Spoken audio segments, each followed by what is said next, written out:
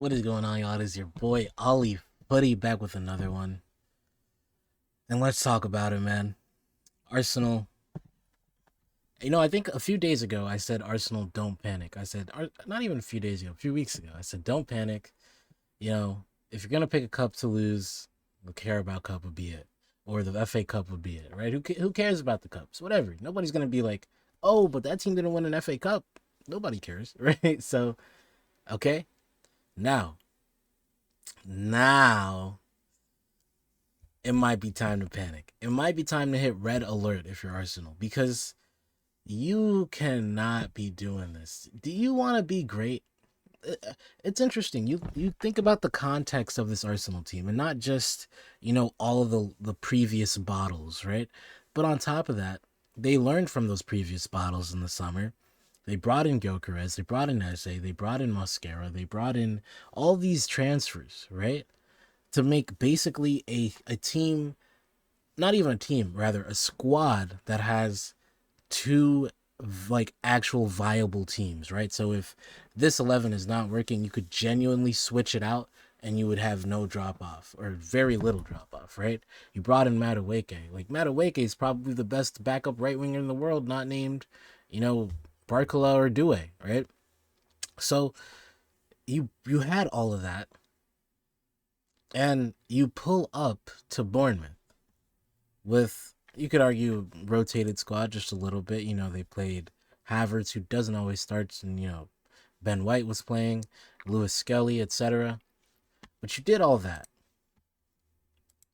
to pull up with 0.18 xg from open play. 0.18 xg from open play. That's abysmal, abysmal, abysmal. That means all set play, all of that XG is coming from your set play, man. And it's like, okay, fine, that's what you built your game around. You wanted dangerous set pieces, but I mean, that's just not gonna cut it, man. That's just not gonna cut it. It's absolutely despicable. And this is why I think, on top of the fact that Arsenal are struggling, I think if you're an Arsenal fan, sometimes you feel like, yeah, there's a lot of hate for this team. Like, there's this unnecessary wave of hate for this team. And look, someone tell me I'm wrong in the comments, but I think as far as this specific wave of hate referring to this year, I think a lot of the hate directed towards Arsenal, when you look at it, like there's been teams who have been, hated on before, right? Obviously PSG, obviously, like City, but I find those hate waves more ethical because, PSG didn't play like a team, or City and the way they got their success, etc. Fine, but you can never say those people hated like the way those teams played, right? Even with PSG, right? We didn't play like a team, but the play was still good at times, right? The way this Arsenal team plays, nobody likes it, not even their own fans, and I think that's why this hate watch and this wave of hate is not only so strong, but if you're a hate watcher of Arsenal, you're being fed. Like, this is so satisfying because when you look at where Arsenal are, 9 points ahead in the league, there's no way you could bottle this. And somehow they continue to prove us wrong and they continue to bottle. Look, nothing's said and done, right? But man, you can't go to Bournemouth and pull up with 0.18 xg. Like, this is a problem, right? And it's the way you decided to play. You decided to focus on these set pieces, right? And on top of that, your offense looks absolutely just not threatening at all. Like, it's pedestrian. That's the word I'm looking for. It's so pedestrian. It's non-threatening, not scary. It's like if you were through on goal, would you trust any of the Arsenal attackers to be clutch for you? I don't know. Like, if Gyökeres is through on goal, I don't know if I trust him, to make that goal. You know what I mean? Or like, I trust my keeper. Like if he's one on one with my keeper, I trust my keeper over the Arsenal attacker, which is crazy because statistics show the attacker is always in favor in those situations, right? But hey, that's the life of an Arsenal fan. You know what I mean? Mikel Arteta, you built this squad, right? You built the squad over, it's been 6 years now, right? 6 or 7 years. I hate that I had to use 6 or 7, but it's been 6 or 7 years. You made the sandwich. You went to Subway, the transfer market. That was your Subway, and you said, okay, let me get Gyökeres, let me get Eze, let me get this guy, let me get this guy. You went to your academy, so let me get Lewis Skelly, let me get Nwaneri and put him on loan because we're gonna get Eze and Norgard and etc. Let me get Zubamendi from Sociedad. Let me get all these guys. You built this team. If you lose with this team, you have no one to blame. Genuinely, you could argue maybe there was times where it's like, oh, this team's young, inexperienced, didn't have a nine, etc. Nope. We've been there, did that. You had opportunities. You had the money, and you went out and you answered and addressed all of these issues. And if you're still not taking home the Premier League trophy after this, you have no one but yourself to blame. As simple as that. It is as simple as that. You have to beat your Bournemouths at home, man. You can't be drawing the Wolves or Brentford or whatever the case is. Like you win your easy games, bro. You adopted these mid-table tactics and elevated it with an elite squad with elite talent, and you were top of the league. But for someone, whatever reason, you cannot seem to shut the door. You're very lucky that there's only this amount of games, right? Because, and I'm not like saying Arsenal doesn't deserve to win the Prem, but they don't, like, they also deserve to lose it. You know what I mean? Like, you can't 100% say, man, this Arsenal team is by far the best team in England, which is weird because for a long time they were, but like right now you cannot say that, right? It's like, man, City looks better than them right now, or like, I don't know, man. This team's just so frustrating, especially offensively. You could argue there's a bunch of teams in the league who look more threatening offensively, right? Like maybe even Chelsea looks better than them. Like it's tough. United, like like it. I don't know how this Arsenal team. How if you're an Arsenal fan, how can you be proud of this team right now? It's the footy's not entertaining. What they're proposing to the game isn't joyous in any way, and it's just this is how I feel, right? You just throwing your hands up, right? And I'd love to finish my points, but this is how I feel about Arsenal, man. You're pulling up, you're pulling up to the league, to the Bournemouth game, generating 0.18 xg. This is ridiculous. This is ridiculous, man. Like, imagine if Gyökeres missed that pen, man. I don't know what would have happened to them, bro. Hey, but shout out to Bournemouth, though. I mean, good for them. But I'm just like so confused. Why is Arsenal this bad? How can you be this bad? Oh, it's rough, man. It's rough. Let's take a look at the table. Okay. Well, let's take a look at Bournemouth. This is actually interesting because Bournemouth are actually, what is that? 7 points off. That's actually a lot because Liverpool did beat Fulham today. But I mean, if you're talking just purely Europe, they're only a few points off of Europe, right? So we'll see what happens. Good for Bournemouth though. I heard Iriola's might be going to Bilbao. I think it might be. So I don't know who they'll replace him with, but hey, we'll see where Bournemouth end up at the end of the season. They've always been a tricky team. But all right, you know what we're here for, Arsenal, right? Arsenal 70 points, 38 goal difference. City obviously have 2 games in hand, and they obviously play Chelsea tomorrow. Chelsea, I believe it's Chelsea away at Stamford Bridge. Yes, so Chelsea haven't been great, and when you look at what City have done recently, beating Liverpool 4-0, obviously beating Arsenal, but then Chelsea also losing to Newcastle and to Everton and to PSG, you'd imagine City win that, right? You'd imagine. So, well, it's going to be tough because City's run of games are going to be tough. But if they win all of them, and starting with Chelsea tomorrow, they're going to be Premier League champs, right? Because I think this goal difference, especially, I think City can close that down. I really do. If you can put 4 up on Liverpool, I'm not saying Liverpool's the best defensive team in the league, but if you can put 4 up on Liverpool, you can put up goals on a lot of teams in the league. So we'll see if the goal difference becomes a factor. Like, it already is a factor, but we'll see if City can close it down. But for running sake and for hypothetical sake, right, hypotheses sake, let's say City get the 3 points versus Chelsea. Now next week, this is basically deciding the league to an extent, right? City need to win this game. and that'll close the gap. They'd still have a game in hand, but realistically, if you win this game, now you're becoming even on points, right? If City win out, so this is gonna be tough. So this game is gonna basically decide it all, and it's great for the neutral, right? But before this game decides anything, this Chelsea game will actually be the real blocker here. So City have to beat Chelsea tomorrow, and this is like what I was talking about with City before, right? They've been there before. Because they've been there, you kind of trust them to beat a Chelsea. You trust them in these big games where, okay, if you win this, you're in the league for real. Like you're actually in it. You can win the Premier League.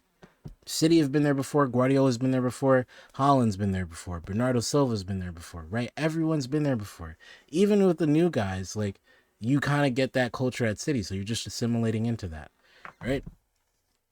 And I trust Guardiola to get the job done. It's as simple as that. That's all it is. I just trust City. Arsenal, every time you try to trust this team, they prove you wrong again and again and again. City, when you trust them, I'm just gonna say the rate is a lot higher, right? The success rate is a lot higher. We'll see what happens. But it's not looking good for Arsenal. I mean, this just reeks of that Southampton 3-3 all those years ago, right?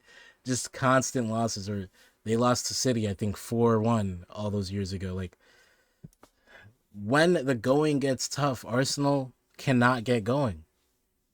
They just run away. It feels. We'll see what happens, but if you might want to hit the red button. If City win tomorrow, absolutely hit the red button. My goodness, my goodness. We can talk about a few other things that happened today. Obviously, Liverpool won, which is good for them to keep them in the top five.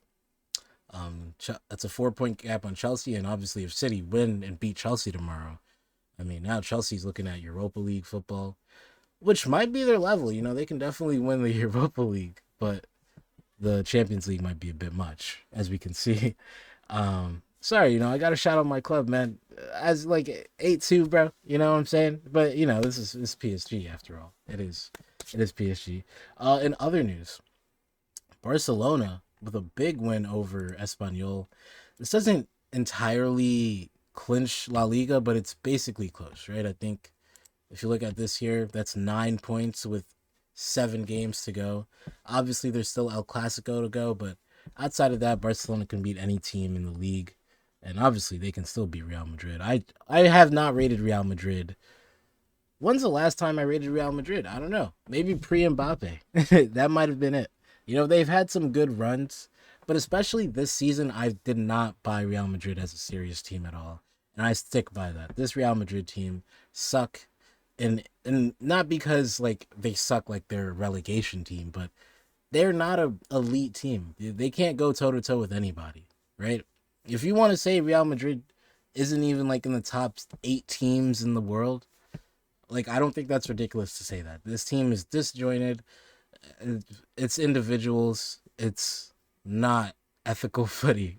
So anyway, I think Barcelona pretty much have the league in wraps here. Like it's just and Real Madrid drew yesterday to Girona, so that basically wrapped it up with this win. Um, yeah, it sucks for Barcelona because they still gotta overturn this deficit in the Champions League next week, but I think as far as La Liga, they kind of got it on lock. Yeah, I mean, looking at this run-in, they should be winning most of these games. They might clinch the league before El Clasico. They might already win it, actually, right? So, yeah, unfortunate for Real Madrid. Not really. Real Madrid also made their sandwich, but yeah, it is what it is. There wasn't too much else. I think Atleti, wow, they're about to lose to Sevilla, but I know Simeone basically rotated the entire lineup. I mean, I would too. You're not gonna win the league. You're comfortably in the UCL spot, and the La Liga might get the fifth spot because Spain has a high coefficient, right? So yeah, there's no point in playing your strongest 11. Rest for the Champions League. That's smart coaching right there. But good for Sevilla to get some points, I guess. In other news, Brentford and Everton split some points. That's good, or good for Liverpool and Chelsea, I think, because that basically creates a wider gap for the top five. But they'll be fighting for Europe at least, Conference League, Europa League spots.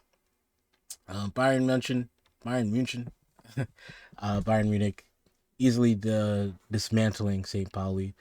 Yeah, Bundesliga is kind of wrapped up too. Let me check the table here as we're doing this little table watching session. So there's still a little fight here for the last two UCL spots.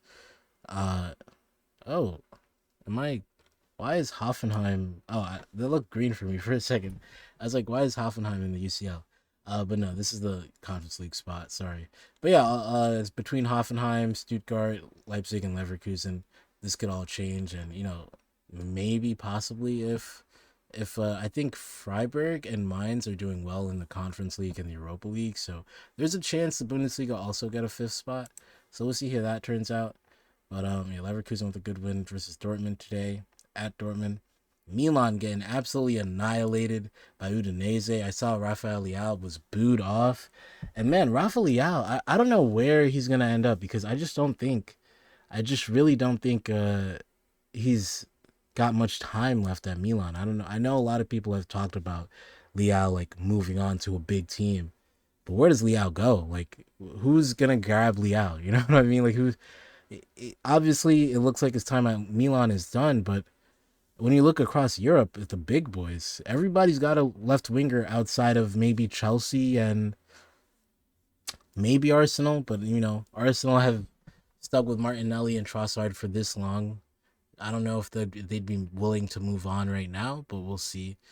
But yeah, that'll be interesting, And I mean, even Liverpool, they could probably use a left winger. I don't know if that's the kind of like they do have a Katike, but also like with all due respect, like Leao usually isn't the kind of player that Liverpool goes for. He's real techie, flary. Not that Liverpool doesn't have flair. When like I said, Ekatike, Wirtz, but I don't know. It doesn't seem like a super Liverpool kind of signing. But maybe they'll come in for him. We'll see.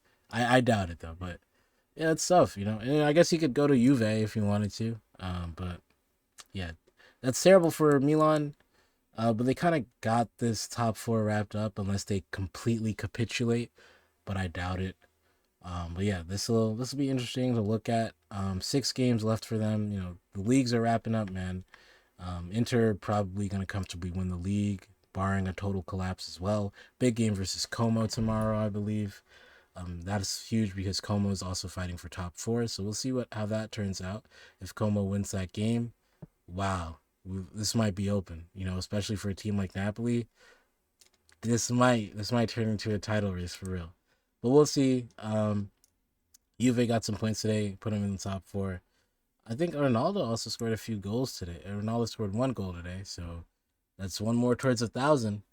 But yeah, this is just me yapping. At the end of the day, Arsenal, Arsenal, Arsenal, Arsenal.